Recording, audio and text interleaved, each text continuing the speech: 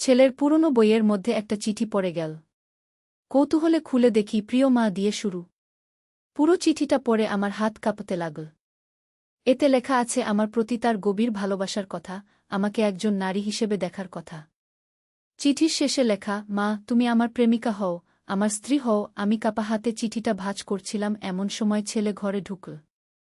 আমার হাতের চিঠি দেখে বলল, মা পড়েছ? আমি মাথা নাড়লাম। সে আমার কাছে এসে বলল, এই চিঠির প্রতিটি শব্দ সত্যি। আমি তোমাকে ভালোবাসি, শুধু মা হিসেবে নয়, একজন পুরুষ যেমন নারীকে ভালোবাসে। তুমি কি আমার এই ভালোবাসা গ্রহণ করবে? আমাকে বিয়ে করবে? চিঠির কালির গন্ধ এখনো আমার নাকে লেগে আছে। আমি উত্তর দিতে পারছি না, শুধু তাকিয়ে আছি তার দিকে।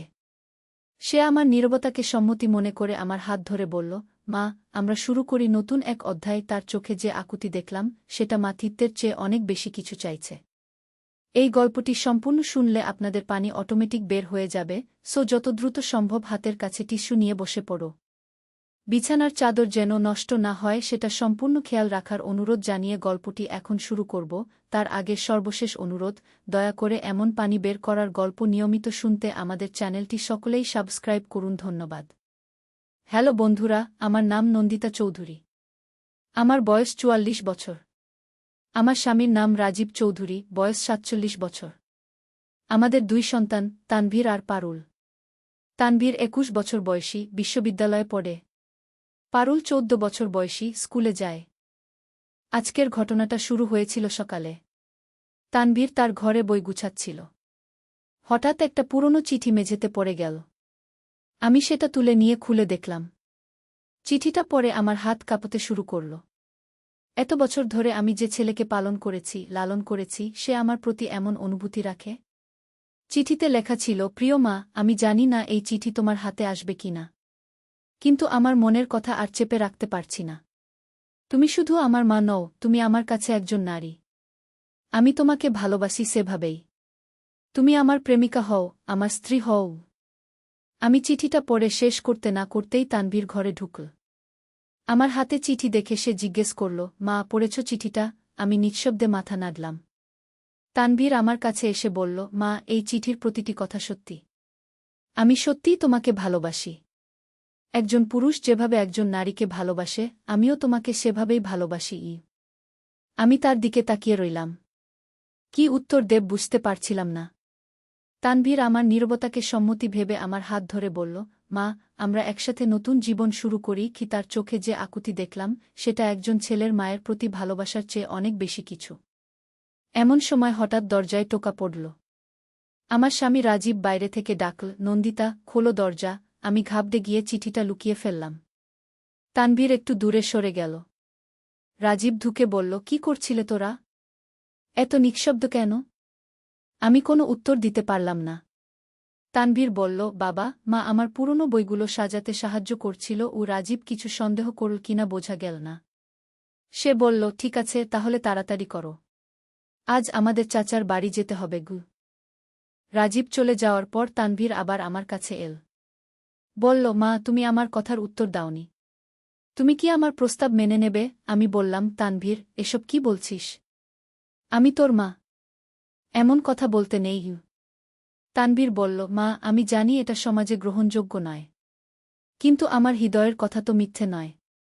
আমি সত্যিই তোমাকে ভালোবাসি। গিয়ে আমি বললাম, থামো তানভীর, এভাবে কথা বলো না গে। কিন্তু তানভীর থামল না। সে বলল, মা তুমি আমার সাথে পালিয়ে যাবে? আমরা দূরে কোথাও চলে যাব, সেখানে কেউ আমাদের চেনে না। গিয়ে আমি রাগ করে বললাম, তানভীর তুই পাগল হয়ে গেছিস? এসব কি বলছিস? তানভীর হতাশ হয়ে বলল, ঠিক আছে মা, তুমি যদি আমার সাথে যেতে না চাও, তাহলে আমি একা চলে যাব। কিন্তু আমার ভালোবাসা কখনো মিথ্যা হয়ে যাবে না গে। এমন সময় পারুল স্কুল থেকে ফিরে এল। সে আমাদের দেখে জিজ্ঞেস করল, কি হয়েছে? তোমরা এত গম্ভীর কেন? আমি বললাম, কিছু না মা, তোর দাদা একটা বই খুঁজে পাচ্ছিল না গি। পারুল বলল, তাহলে ঠিক আছে। মা আমি খুব ক্ষুধার্ত, খেতে দাও। আমি রান্নাঘরে চলে গেলাম। কিন্তু তানভীরের কথাগুলো আমার মাথা থেকে যাচ্ছিল না। সন্ধেবেলা আমরা চাচার বাড়ি গেলাম। সেখানে অনেক আত্মীয় স্বজন জড়ো হয়েছিল। সবাই আনন্দে কথাবার্তা বলছিল। কিন্তু আমার মন ভালো লাগছিল না। তানভীরের সেই কথাগুলো বারবার মনে পড়ছিল। চাচা আমাকে জিজ্ঞেস করল, নন্দিতা তুই এত চুপচাপ কেন? কিছু হয়েছে নাকি? আমি বললাম, না চাচা, কিছু হয়নি। একটু মাথা ব্যথা করছে গি। চাচি বলল, তাহলে একটু বিশ্রাম নাও। উপরের ঘরে গিয়ে শুয়ে থাকো। আমি উপরে গিয়ে একটা ঘরে শুয়ে পড়লাম। কিছুক্ষণ পর তানভীর এল। সে বলল, মা তুমি ঠিক আছো? আমি বললাম, হ্যাঁ ঠিক আছি। তানভীর বলল, মা আমি জানি তুমি আমার কথা ভেবে অস্থির হয়ে আছো, কিন্তু আমি তোমাকে কোনো জোর করতে চাই না। আমি বললাম, তানভীর তুই এসব ভুলে যা গু। তানভীর বলল, মা আমি ভুলতে পারব না, কিন্তু আমি তোমাকে কষ্ট দিতে চাই না। তুমি যা বলবে আমি তাই করব। আমি বললাম, তাহলে তুই এসব ভুলে গিয়ে স্বাভাবিক হয়ে থাকু। কিন্তু তখনই একটা অদ্ভুত ঘটনা ঘটল। হঠাৎ বিদ্যুৎ চলে গেল। পুরো বাড়িতে অন্ধকার নেমে এল। চাচা নিচে থেকে চিৎকার করে বলল, কেউ মোমবাতি আছে নাকি? আমি আর তানভীর অন্ধকারে দাঁড়িয়ে রইলাম। হঠাৎ তানভীর আমার হাত ধরল। সে ফিসফিস করে বলল, মা এই অন্ধকারে তুমি আরও সুন্দর লাগছো। আমি তার হাত ছাড়িয়ে দিয়ে বললাম, তানভীর থামো গু। কিন্তু তানভীর থামল না। সে বলল, মা তুমি জানো না তোমার এই নীরবতা আমাকে কত আশা দিয়েছে। আমি বললাম, তানভীর তুই কি বলছিস? এমন সময় হঠাৎ একটা আওয়াজ পেলাম। মনে হলো কেউ যেন ফিসফিস করে কথা বলছে। আমি চমকে উঠে জিজ্ঞেস করলাম, এটা কার আওয়াজ? তানভীর বলল, কোনো আওয়াজ তো শুনতে পাচ্ছি না। কিন্তু আমি স্পষ্ট শুনতে পাচ্ছিলাম কেউ যেন বলছে, নন্দিতা সাবধান, তুমি ভুল পথে যাচ্ছ। আমি ভয় পেয়ে গিয়ে তানভীরকে বললাম, তুই কিছু শুনতে পাচ্ছিস না? তানভীর বলল, না মা কিছু শুনতে পাচ্ছি না। তুমি কি ঠিক আছো? এমন সময় আবার সেই আওয়াজ এল, নন্দিতা এই ছেলেটা তোমার ছেলে নয় গি। আমি চমকে উঠে জিজ্ঞেস করলাম, কি বললে?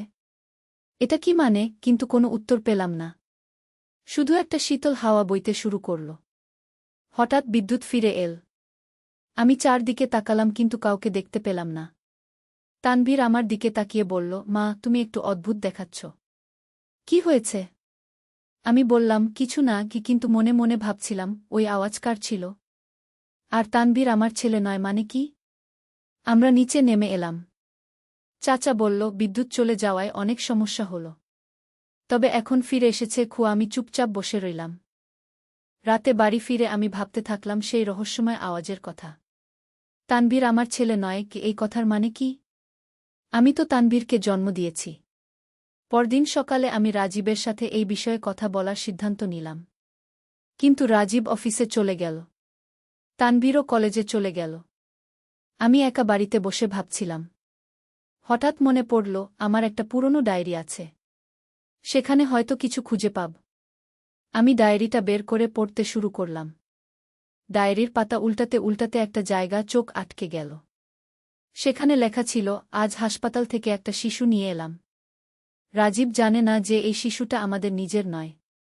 কিন্তু আমার কোনো সন্তান হচ্ছিল না, তাই এই শিশুটাকে দত্তক নিয়েছি গু। আমি হতবাক হয়ে গেলাম। তাহলে তানভীর সত্যিই আমার নিজের ছেলে নয়? আমি পাগলের মতো ডায়েরির পাতা উল্টাতে থাকলাম। আরও কিছু লেখা পেলাম। তানভীরের আসল মা ছিল একজন অল্পবয়সী মেয়ে। সে অবিবাহিত মা হয়েছিল। হাসপাতালে প্রসবের সময় মারা যায়। তার কোনো আত্মীয় স্বজন ছিল না। তাই আমি তানভীরকে দত্তক নিয়েছি গু। আমার হাত কাঁপতে শুরু করল। তাহলে কাল রাতে যে আওয়াজ শুনেছিলাম সেটা সত্যি ছিল। তানভীর আমার নিজের ছেলে নয়। কিন্তু তাতেই বা কি? আমি তো তাকে এত বছর ধরে নিজের ছেলের মতোই ভালোবেসেছি। তার আচরণ যদিও অস্বাভাবিক, কিন্তু সে তো আমার পালিত সন্তান। এমন সময় তানভীর কলেজ থেকে ফিরে এল। সে আমার হাতে ডায়েরি দেখে জিজ্ঞেস করল, মা কি পড়ছ? আমি তাড়াতাড়ি ডায়েরিটা বন্ধ করে বললাম, কিছু না, পুরনো কিছু স্মৃতি। তানভীর বলল, মা আমি তোমার সাথে একটা কথা বলতে চাই। আমি বললাম, বলো গু। তানভীর বলল, মা আমি জানি কাল রাতে তুমি কিছু একটা আওয়াজ শুনেছিলে। সেটা কি ছিল? আমি চমকে উঠলাম। তানভীর কি করে জানল? আমি বললাম, তুই কি করে জানলি? তানভীর বলল, মা আমিও সেই আওয়াজ শুনেছিলাম, কিন্তু তোমার সামনে স্বীকার করিনি গিয়ে। আমি জিজ্ঞেস করলাম, তুই কি শুনেছিলি? তানভীর বলল, একটা মহিলার আওয়াজ। সে বলছিল, তানভীর তুমি ঠিক পথে আছো। নন্দিতা তোমার মা নয়। আমি হতবাক হয়ে গেলাম। তাহলে তানভীরও সেই আওয়াজ শুনেছিল? আমি বললাম, তানভীর এসব কি? তানভীর বলল, মা, আমি অনেক দিন ধরেই সন্দেহ করছিলাম। আমার আর তোমার বাবার কোনো মিল নেই। চেহারায়, স্বভাবে কিছুতেই মিল নেই গু। আমি চুপ করে রইলাম। তানভীর বলল, মা, তুমি কি আমাকে সত্যিটা বলবে? আমি কি তোমার নিজের সন্তান? আমি আর লুকাতে পারলাম না। বললাম, না তানভীর, তুমি আমার নিজের সন্তান নও। আমি তোমাকে দত্তক নিয়েছি গু। তানভীর খুশি হয়ে বলল, তাহলে তো আমি ঠিকই ভেবেছিলাম। তুমি যদি আমার মা না হও, তাহলে আমার তোমাকে ভালোবাসায় কোনো সমস্যা নেই গি। আমি বললাম, তানভীর, তুমি ভুল বুঝছ। আমি যদিও তোমার জন্মদাত্রী মা নই, কিন্তু আমি তোমাকে মানুষ করেছি। তুমি আমার সন্তানের মতোই গে। তানভীর বলল, না মা, এখন আমি তোমাকে একজন নারী হিসেবে ভালোবাসতে পারি। কোনো পাপ নেই এতে গু। আমি রাগ করে বললাম, তানভীর, তুমি এভাবে ভাবতে পারো না। আমি তোমার মা গু। কিন্তু তানভীর বলল, না, তুমি আমার মা নও। তুমি একজন নারী যে আমাকে ভালোবেসে মানুষ করেছে। আমিও তোমাকে ভালোবাসি উ। এমন সময় আবার সেই রহস্যময় আওয়াজ এল, নন্দিতা, সাবধান। এই ছেলের মধ্যে একটা অশুভ শক্তি কাজ করছে গি। আমি আর তানভীর দুজনেই আওয়াজটা শুনতে পেলাম। তানভীর বলল, এটা কার আওয়াজ? আমি বললাম, জানি না। কিন্তু এই আওয়াজ যা বলছে সেটা হয়তো সত্যি গু। তানভীর রেগে গিয়ে বলল, কি সত্যি? আমার ভালোবাসা কি অশুভ? আমি বললাম, তানভীর, তুমি বুঝতে চাও না যে এটা ঠিক নয় গু। হঠাৎ ঘরের আলো নিভে গেল। একটা ঠান্ডা বাতাস বইতে শুরু করল। তানভীর বলল, মা, এসব কি হচ্ছে? আমি বললাম, জানি না, কিন্তু তখনই একটা আলোর ছাটা দেখতে পেলাম। সেই আলোর মধ্যে একজন নারীর ছায়া দেখা গেল। সেই নারী বলল, নন্দিতা, আমি তানভীরের আসল মা। আমি মারা গেছি, কিন্তু আমার আত্মা এখানে আছে। আমার ছেলে ভুল পথে যাচ্ছে গু। তানভীর চমকে উঠে বলল, এটা কি? নারীর আত্মা বলল, তানভীর, আমি তোমার আসল মা। তুমি যা করছ সেটা ঠিক নয় গু। তানভীর বলল, আপনি মিথ্যে বলছেন। আমি কিছু ভুল করিনি গি। আত্মা বলল, তানভীর, নন্দিতা তোমার মা হয়ে তোমাকে মানুষ করেছে।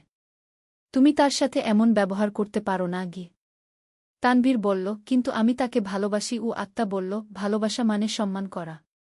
তুমি তার সম্মান করছো না গি। আমি বললাম, তুমি কে? সত্যিই তানভীরের মা? আত্মা বলল, হ্যাঁ, আমি সুমিত্রা। আমার বয়স ছিল মাত্র 18 বছর যখন তানভীরের জন্ম হয়। আমি অবিবাহিত মা হয়েছিলাম। প্রসবের সময় মারা গিয়েছি গু। তানভীর বলল, তাহলে আপনি কেন আমাকে ছেড়ে গেলেন? সুমিত্রার আত্মা বলল, আমার কোনো উপায় ছিল না। কিন্তু আমি খুশি যে নন্দিতা তোমাকে এত ভালো করে মানুষ করেছে। তুমি তার কৃতজ্ঞ থাকো, তার সাথে অন্যায় করো না গি। তানভীর বলল, কিন্তু আমি তো তার ক্ষতি করতে চাই না। আমি তাকে ভালোবাসি উ। সুমিত্রা বলল, প্রকৃত ভালোবাসা মানে ত্যাগ করা। যদি সত্যিই ভালোবাসো, তাহলে তার শান্তির কথা ভাবো গু। আমি বললাম, সুমিত্রা, তুমি কি আমাকে বলতে পারবে তানভীরকে কি করে সঠিক পথে আনা যায়? সুমিত্রা বলল, নন্দিতা, তানভীরের মধ্যে আসলে কোনো খারাপ নেই। সে শুধু বিভ্রান্ত। তার মনে একটা অন্ধকার শক্তি কাজ করছে গি। তানভীর বলল, কি অন্ধকার শক্তি? আমি তো ভালোই আছি উ। সুমিত্রা বলল, তানভীর, তুমি কি জানো তোমার বাবাকে ছিল? তানভীর বলল, না, জানি না উ। সুমিত্রা বলল, তোমার বাবা ছিল একজন তান্ত্রিক। সে কালো জাদু করত। তোমার জন্মের আগে সে আমার উপর একটা মন্ত্র করেছিল। সেই মন্ত্রের প্রভাবেই তুমি এমন অদ্ভুত ভালোবাসা অনুভব করছো গো। আমি চমকে উঠে বললাম, কালো জাদু? এটা কি বলছ? সুমিত্রা বলল, হ্যাঁ নন্দিতা। তোমার স্বামী রাজীব একবার আমার কাছে এসেছিল তোমাদের সন্তানহীনতার কথা বলে। আমি তাকে সেই তান্ত্রিকের কথা বলেছিলাম। কিন্তু রাজীব তাকে দেখতে যায়নি গি। আমি বললাম, তাহলে এখন কি করতে হবে? সুমিত্রা বলল, তানভীরের এই মন্ত্রের প্রভাব কাটাতে হবে। সেই তান্ত্রিক এখনও বেঁচে আছে। তাকে খুঁজে বের করতে হবে গু। তানভীর বলল, আমি কোথাও যাব না। আমি এখানেই থাকব। সুমিত্রা বলল, তানভীর, তুমি যদি এই মন্ত্রের প্রভাব না কাটাও, তাহলে তুমি আরও বিপজ্জনক হয়ে উঠবে। শুধু নন্দিতা নয়, তুমি অন্য মেয়েদের প্রতিও এমন অনুভূতি করবে গ। এই কথা শুনে তানভীর ভয় পেয়ে গেল। বলল, সত্যি? তাহলে আমি কি করব? সুমিত্রা বলল, সেই তান্ত্রিককে খুঁজে বের করো। সে এখন রংপুর জেলার একটা গ্রামে থাকে। তার নাম কালীচরণ গ। আমি বললাম, আমরা কিভাবে তাকে খুঁজে পাব? সুমিত্রা বলল, তোমরা রংপুরের মাধবপুর গ্রামে যাও। সেখানে একটা পুরনো কালী মন্দির আছে। সেই মন্দিরের পাশেই কালীচরণ থাকে গু। তানভীর বলল, আমি যাব। আমি এই সমস্যার সমাধান চাই। সুমিত্রা বলল, কিন্তু সাবধান। কালীচরণ বিপজ্জনক মানুষ। তার কাছে যাওয়ার আগে তোমাদের প্রস্তুতি নিতে হবে গি। আমি জিজ্ঞেস করলাম, কি ধরনের প্রস্তুতি? সুমিত্রা বলল, তোমাদের সাথে পবিত্র জিনিস নিয়ে যেতে হবে। গঙ্গার জল, তুলসী পাতা, হনুমানের লকেট। আর সবচেয়ে বড় কথা, তোমাদের মন পবিত্র রাখতে হবে। হঠাৎ সুমিত্রার আত্মা ক্ষীণ হয়ে আসতে শুরু করল। সে বলল, আমি আর বেশিক্ষণ থাকতে পারব না। মনে রেখো, তানভীরকে বাঁচাতে হলে তোমাদের একসাথে থাকতে হবে গি। আলো নিভে যাওয়ার সাথে সাথে সুমিত্রার আত্মাও অদৃশ্য হয়ে গেল। আমি আর তানভীর অন্ধকারে দাঁড়িয়ে রইলাম। তানভীর বলল, মা, আমি এখন বুঝতে পারছি আমার সাথে কি হচ্ছে। আমি সত্যিই তোমাকে কষ্ট দিতে চাইনি গিয়ে। আমি বললাম, তানভীর, তুমি দোষী নও। এটা সেই কালো জাদুর প্রভাব। তানভীর বলল, আমরা কি সত্যিই রংপুর যাব? আমি বললাম, হ্যাঁ, আমরা যাব। তোমাকে সুস্থ করতে হবে গি। পরদিন সকালে আমি রাজীবকে সব কথা বললাম। প্রথমে সে বিশ্বাস করতে পারল না, কিন্তু তানভীরের আচরণ দেখে সে বুঝতে পারল যে কিছু একটা অস্বাভাবিক ঘটছে। রাজীব বলল, ঠিক আছে, আমরা রংপুর যাব। কিন্তু পারুলকে কি বলবো? আমি বললাম, পারুলকে আমরা তার নানির বাড়িতে রেখে যাব। ওকে এসব জানার দরকার নেই। সেই দিনই আমরা পারুলকে তার নানির বাড়িতে পৌঁছে দিলাম। পারুল বলল, মা, তোমরা কোথায় যাচ্ছ? আমি বললাম, মা, আমাদের কিছু কাজ আছে। তুমি নানির সাথে থাকো গো। পারুল বলল, ঠিক আছে, কিন্তু তাড়াতাড়ি ফিরে এসো। আমরা রংপুরের উদ্দেশ্যে রওনা দিলাম। পথে তানভীর বলল, মা, আমি ভয় পাচ্ছি। যদি কালীচরণ আমাদের ক্ষতি করে? আমি বললাম, ভয় পেজো না, আমরা সবাই একসাথে আছি। রাজীব বলল, তানভীর, তুমি শক্ত থাকো। আমরা তোমাকে সুস্থ করে তুলব। সন্ধেবেলা আমরা রংপুর পৌঁছালাম। একটা হোটেলে রাত কাটালাম। পরদিন সকালে আমরা মাধবপুর গ্রামের উদ্দেশ্যে বের হলাম। মাধবপুর গ্রামটা খুবই ছোট। সেখানে গিয়ে আমরা কালীমন্দিরের খোঁজ করলাম। একজন গ্রামবাসী আমাদের দিক নির্দেশনা দিল। কালীমন্দিরটা দেখতে খুবই পুরনো আর ভয়ঙ্কর। তার পাশেই একটা ছোট কুঁড়েঘর। আমরা সেই কুঁড়েঘরের দিকে এগিয়ে গেলাম। ঘরের সামনে একজন বৃদ্ধ লোক বসে আছে। তার চেহারা দেখে মনে হচ্ছে অন্তত ৮০ বছর বয়স। তার চোখ গভীর আর রহস্যময়। রাজীব তার কাছে গিয়ে জিজ্ঞেস করল, আপনি কি কালীচরণ? বৃদ্ধ লোকটা আমাদের দিকে তাকিয়ে বলল, হ্যাঁ, আমি কালীচরণ। তোমরা কারা? এখানে কেন এসেছ? আমি এগিয়ে গিয়ে বললাম, আমরা আপনার কাছে সাহায্য চাইতে এসেছি। কালীচরণ বলল, কি সাহায্য? তানভীর বলল, আমার মা সুমিত্রা। তার আত্মা বলেছে আপনি আমার উপর একটা মন্ত্র করেছেন গি। কালীচরণের চেহারা পরিবর্তন হয়ে গেল। সে বলল, সুমিত্রা? তুমি সুমিত্রার ছেলে? তানভীর বলল, হ্যাঁ গু। কালীচরণ বলল, আহা, তাহলে তো তুমি আমার নাতি। এসো, ভেতরে এসো। আমরা তার কুঁড়ে ঘরে ঢুকলাম। ঘরটা অন্ধকার আর বিভিন্ন অদ্ভুত জিনিসে ভর্তি। কালীচরণ বলল, তোমাদের কি সমস্যা হয়েছে? আমি সব কিছু খুলে বললাম। কালীচরণ শুনে বলল, আহা, তাহলে সেই মন্ত্রের প্রভাব এখনও আছে গি। তানভীর বলল, আপনি কেন আমার উপর মন্ত্র করেছিলেন? কালীচরণ বলল, বাবা, সেটা আমি তোর উপর করিনি। তোর মায়ের উপর করেছিলাম। সুমিত্রা যখন তোকে পেটে নিয়ে এসেছিল তখন সে আমার কাছে এসেছিল। সে বলেছিল যে তোর বাবা তাকে ছেড়ে চলে গেছে গিউ। আমি জিজ্ঞেস করলাম, তাহলে আপনি কি করেছিলেন? কালীচরণ বলল, আমি সুমিত্রার উপর একটা মন্ত্র করেছিলাম যাতে তার সন্তান যে কোনো নারীর প্রতি গভীর ভালোবাসা অনুভব করে। আমি চেয়েছিলাম যে তানভীর কখনো একা না থাকে গু। রাজীব বলল, কিন্তু এই মন্ত্রের কারণে তানভীর তার পালক মায়ের প্রতি অস্বাভাবিক অনুভূতি করছে গিউ। কালীচরণ বলল, হ্যাঁ, এটা আমি বুঝতে পারিনি। আমি ভাবিনি যে তানভীরকে দত্তক দেওয়া হবে গু। তানভীর বলল, এখন কি করা যেতে পারে? কালীচরণ বলল, মন্ত্র ভাঙা যেতে পারে। কিন্তু সেটা কঠিন গু। আমি বললাম, যা করতে হয় করুন, আমরা তৈরি আছি। কালীচরণ বলল, তাহলে আজ রাতে, পূর্ণিমার রাতে আমরা মন্ত্র ভাঙার চেষ্টা করব গু। সেই রাতে আমরা কালীমন্দিরে গেলাম। কালীচরণ বিভিন্ন জিনিস নিয়ে এসেছিল। সে একটা যন্ত্র আকল মাটিতে কালীচরণ বলল, তানভীর, তুমি এই যন্ত্রের মাঝখানে বসো। আর তোমরা চারপাশে বসো। আমরা তার কথামতো বসলাম। কালীচরণ মন্ত্র পড়তে শুরু করল। হঠাৎ চারদিকে ঝড় বৃষ্টি শুরু হয়ে গেল। তানভীর বলল, আমার খুব কষ্ট হচ্ছে। কালীচরণ বলল, ধৈর্য ধরো। মন্ত্র ভাঙতে কষ্ট হয়। হঠাৎ একটা ভয়ঙ্কর আওয়াজ শোনা গেল। মনে হলো কেউ যেন চিৎকার করছে। কালীচরণ আরও জোরে মন্ত্র পড়তে শুরু করল। তানভীরের শরীর কাঁপতে শুরু করল। সে বলল, আমার মনে হচ্ছে কিছু একটা আমার শরীর থেকে বের হয়ে যাচ্ছে। হঠাৎ একটা কালো ধোঁয়া তানভীরের শরীর থেকে বের হয়ে এল। সেই ধোঁয়া হাওয়ায় মিশে গেল। কালীচরণ বলল, হয়ে গেছে। মন্ত্র ভেঙে গেছে। তানভীর উঠে দাঁড়িয়ে বলল, আমি এখন অনেক হালকা বোধ করছি। আমার মনে আর সেই অদ্ভুত চিন্তা আসছে না। আমি খুশি হয়ে তানভীরকে জড়িয়ে ধরলাম। বললাম, তানভীর, তুমি এখন ঠিক হয়ে গেছ। তানভীর বলল, মা, আমি তোমার কাছে ক্ষমা চাই। আমি জানতাম না যে আমার আচরণ ভুল ছিল। আমি বললাম, তুমি দোষী নও বাবা। সব ঠিক হয়ে গেছে। কালীচরণ বলল, এখন তোমরা বাড়ি চলে যাও। তানভীর এখন সম্পূর্ণ স্বাভাবিক হয়ে গেছে। আমরা কালীচরণকে ধন্যবাদ দিয়ে বাড়ি ফেরার জন্য রওনা দিলাম। পথে তানভীর বলল, মা, আমি এখন বুঝতে পারছি যে তুমি আমার প্রকৃত মা। রক্তের সম্পর্ক না থাকলেও তুমি আমাকে নিজের জীবন দিয়ে বড় করেছ। আমি বললাম, তানভীর, তুমি আমার প্রাণের চেয়েও প্রিয়। আমি সবসময় তোমার পাশে থাকব। রাজীব বলল, আমরা সবাই একসাথে থাকব। এখন আর কোনো সমস্যা নেই। বাড়ি ফিরে আমরা পারুলকে নিয়ে এলাম। পারুল খুশি হয়ে বলল, ভাইজা, তুমি অনেক বেশি হাসি খুশি দেখাচ্ছ।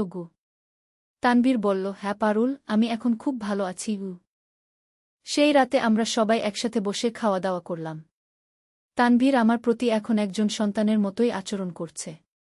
তার মধ্যে আর কোনো অস্বাভাবিক আচরণ নেই। পরদিন সকালে তানভীর আমাকে বলল, মা, আমি কলেজে নতুন করে ভর্তি হতে চাই। আমি মনোযোগ দিয়ে পড়াশোনা করব। আমি বললাম, অবশ্যই বাবা। তুমি যা চাও তাই করোক। তানভীর বলল, আমি একদিন বড় হয়ে তোমাদের গর্বিত করব। আমি ভুলে যাব না যে তুমি আমার জন্য কত কিছু করেছ। আমি বললাম, তানভীর, তুমি আমার সন্তান। তোমার জন্য যা কিছু করেছি সব ভালোবাসা থেকেই করেছি। এভাবেই আমাদের পরিবার আবার শান্তিতে ফিরে এল। তানভীর এখন একজন স্বাভাবিক যুবক হয়ে উঠেছে। সে তার পড়াশোনায় মনোযোগ দিয়েছে এবং একটা ভালো চাকরি পেয়েছে। কয়েক মাস পরে তানভীর একটা মেয়ের সাথে পরিচয় হল। সেই মেয়েটার নাম রিয়া। তানভীর আমাদের কাছে রিয়ার কথা বলল। তানভীর বলল, মা, রিয়া খুব ভালো মেয়ে। আমি তাকে বিয়ে করতে চাই। আমি খুশি হয়ে বললাম, অবশ্যই বাবা। তুমি যাকে পছন্দ করেছ, আমরা তার সাথেই তোমার বিয়ে দেব। কিছুদিন পরে তানভীর আর রিয়ার বিয়ে হল। রিয়া খুবই ভালো বউ হয়ে আমাদের পরিবারে এসেছে। এখন আমাদের পরিবারের সবাই খুশি। তানভীর তার স্ত্রী রিয়াকে নিয়ে আলাদা ফ্ল্যাটে থাকে। কিন্তু সে প্রতিদিনই আমাদের সাথে দেখা করতে আসে।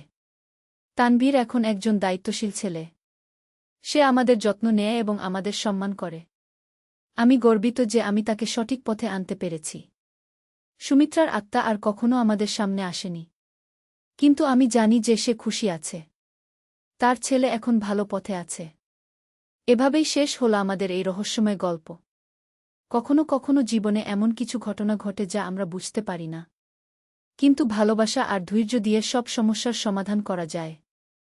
তানভীর এখন একজন সুখী মানুষ। আমিও খুশি যে আমি তাকে সঠিক পথ দেখাতে পেরেছি। আমাদের পরিবার এখন সম্পূর্ণভাবে শান্তিতে আছে।